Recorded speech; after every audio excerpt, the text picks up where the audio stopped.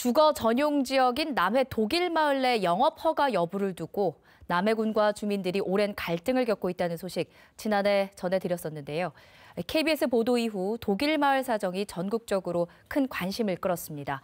현재 남해군은 입장을 바꿔서 독일마을 주민들의 영업을 합법화하기 위한 행정 절차를 진행하고 있습니다. 최진석 기자 보도 먼저 보시고 더 자세한 내용 이어서 짚어보겠습니다. 남해군이 내놓은 독일마을 관광 활성화 계획. 오는 2023년까지 790여억 원의 민간 투자를 유치해 마을 주변을 따라 2km 길이의 모노레일을 설치하고 다양한 종류의 독일 음식점과 카페 거리를 만듭니다. 독일 마을이 단순히 경관을 관람하고 떠나는 일회성 여행 코스에서 나아가 다채로운 독일 문화를 체험할 수 있는 명소로 만들기 위해서입니다. 독일 마을 주민들이 남해군 관광 활성화에 기여해왔던 부분들에 대한 하나의 보답 차원도 있고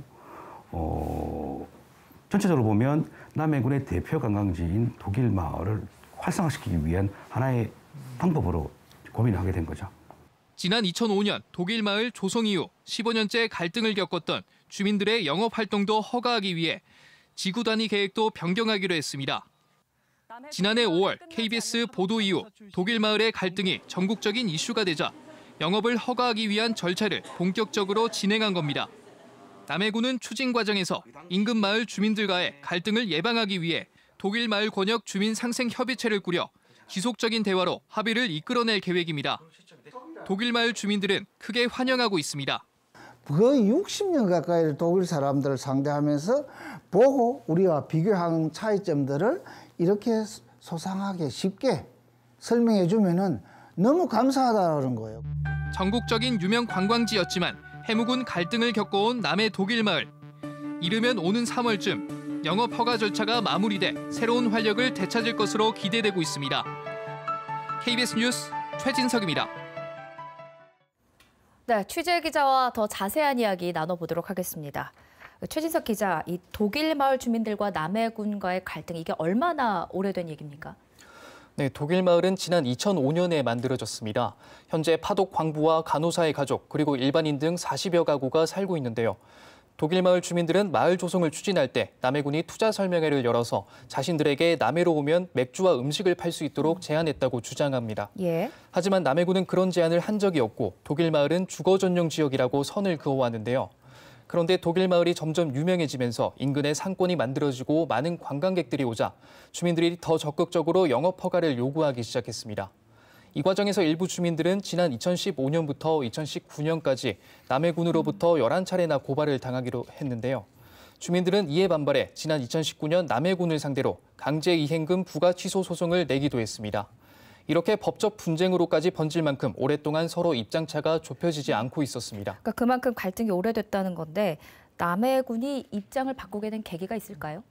네, 남해군이 최근까지도 독일 마을의 영업 허가에 대해 완전히 반대했던 건 아닙니다. 예. 지난 2019년 말에도 남해군이 주민들에게 영업을 할 수 있도록 독일 마을의 지구 단위 계획을 변경해 주겠다고 말하기도 했는데요.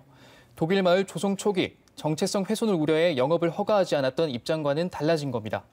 최근 들어 독일 마을을 찾는 관광객들이 줄어들고 있고 주민들의 영업 허가 요구가 지속되고 있기 때문에 생각을 바꾼 겁니다.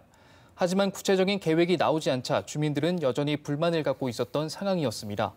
남해군은 독일식 건물의 외관을 바꾼다거나 독일 마을의 정체성을 훼손하지 않는 조건으로 마을 주민들의 영업을 허가할 계획인데요. 지금은 관광객들이 다양한 독일 문화를 접할 수 있도록 주민들끼리 업종이 겹치지 않게 남해군과 주민들이 협의를 하고 있는 단계입니다.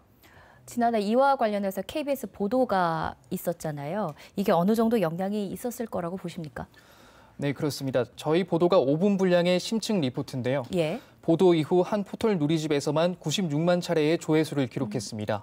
관련 기사의 댓글도 4천여 개가 달리면서 독일 마을의 갈등이 전국적인 이슈로 떠올랐는데요.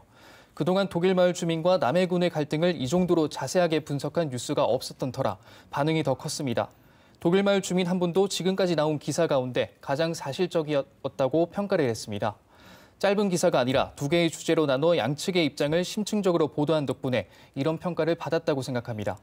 남해군 관계자도 독일 마을의 발전을 고민하던 시점에 KBS의 보도가 기폭제가 됐다고 설명했습니다. 예, 결국 갈등을 마무리하고 합리적인 절차를 밟게 돼서 다행이란 생각이 듭니다. 여기까지 듣겠습니다. 고맙습니다.